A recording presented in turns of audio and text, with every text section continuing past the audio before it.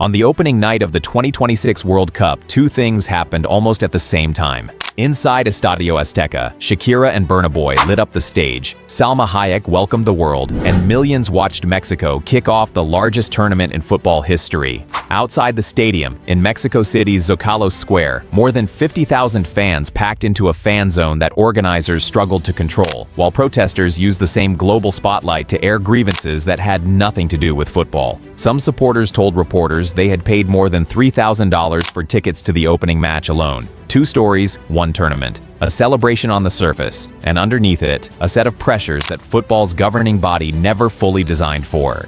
This is the story of the 2026 World Cup, the biggest, richest, most expansive tournament ever staged. 48 teams, 3 host nations, 16 cities spread across an entire continent. But as the opening weeks have shown, size has a cost, and some of that cost is something even FIFA cannot simply schedule its way out of. Big question. So here is the question worth asking. Has this tournament grown so large, so fast, that some of its biggest challenges are no longer fully within FIFA's control? To understand why, you have to understand the scale. This is not an expansion in the usual sense. It is a structural transformation of the tournament itself. 48 nations are competing, the most in World Cup history, playing 104 matches across the United States, Canada, and Mexico. Where past tournaments unfolded inside the borders of one country, this one stretches across 3, spanning multiple time zones and dramatically different climates. Teams that once flew between cities a few hours apart now travel across an entire continent mid-tournament. That alone would be significant. But the scale also multiplies every other variable: weather, infrastructure, ticketing, logistics, into problems that did not exist at this size before. Event number 1, Take the Heat.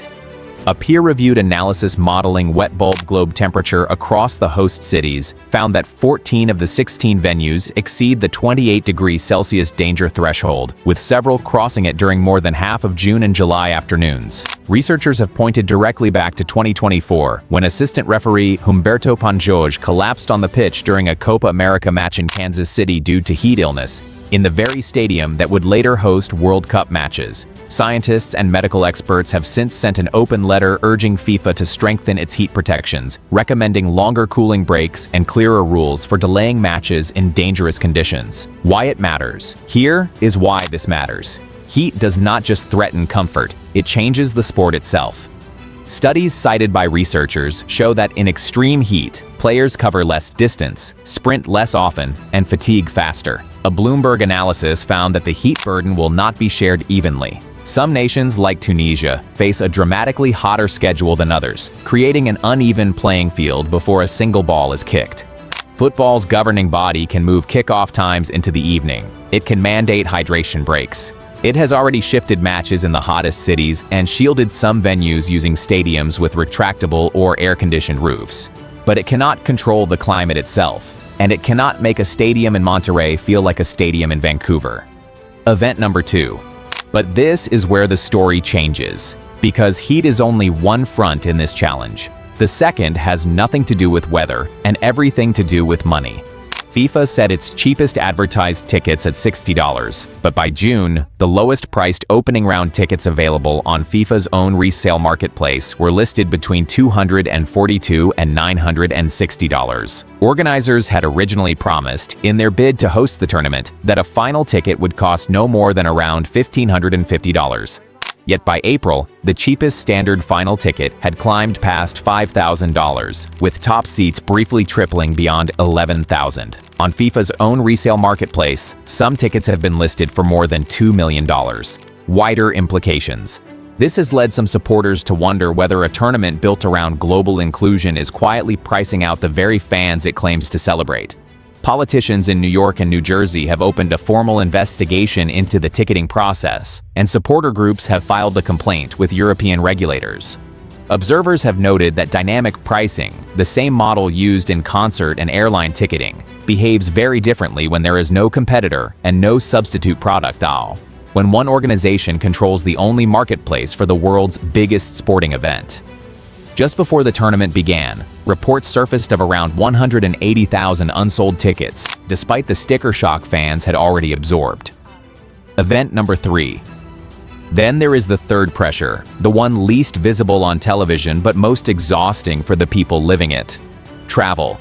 With matches spread across 3 countries and 16 cities, teams now face logistical demands unlike anything in tournament history. Players are being asked to compete across what one researcher described as a 39-day tournament, where heat fatigue builds cumulatively, even for teams considered well adapted to warm conditions. For wealthier federations with charter planes and recovery staff, this is manageable, if difficult. For smaller nations with tighter budgets and thinner squads, every additional flight, every climate shift, every time zone change chips away at recovery time between matches. The contrast has raised questions about whether the expanded format quietly favors nations with more resources to absorb the chaos.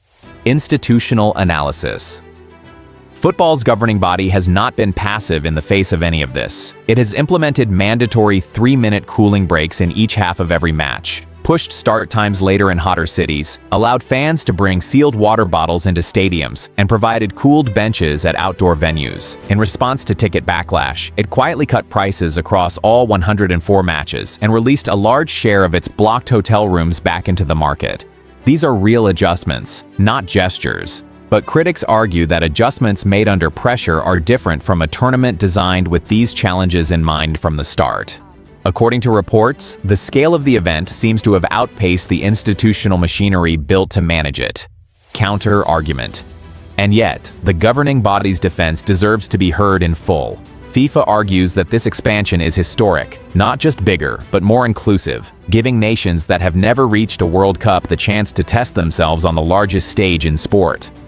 FIFA has stated that as a not-for-profit organization, the revenue it generates from the tournament is reinvested into growing the game globally, with more than 90% of its budgeted investment for this cycle returning to football development. FIFA President Gianni Infantino pointed to ticket sales surpassing 6 million as of mid-June, calling the demand unprecedented by a factor of 10 or more compared to previous tournaments.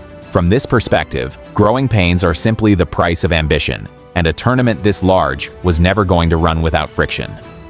Bigger picture. The larger question is what this means for the future of the sport's biggest stage. Researchers studying the tournament's heat data have suggested it is increasingly likely that future World Cups may need to move outside the traditional summer months altogether, much as the 2022 tournament shifted to winter in Qatar, and as the 2034 tournament in Saudi Arabia is already expected to do. If that prediction holds, the 2026 tournament may be remembered less as a triumph of scale and more as a turning point, the moment football's biggest stage collided with limits that no amount of planning could fully anticipate. The 2026 World Cup is, by every measure, the most ambitious tournament ever staged. More teams, more countries, more revenue, more attention than the sport has ever generated. But ambition and control are not the same thing. Heat does not check a tournament schedule. Climate does not negotiate with broadcasters. And fan trust, once spent, is not easily rebuilt with a quiet price cut after the headlines have already run. What this tournament has revealed is not that FIFA has failed, but that even the most powerful institution in football is operating at the edge of what it can manage. The question now is whether the lessons of 2026 shape a smarter, more sustainable tournament in the future,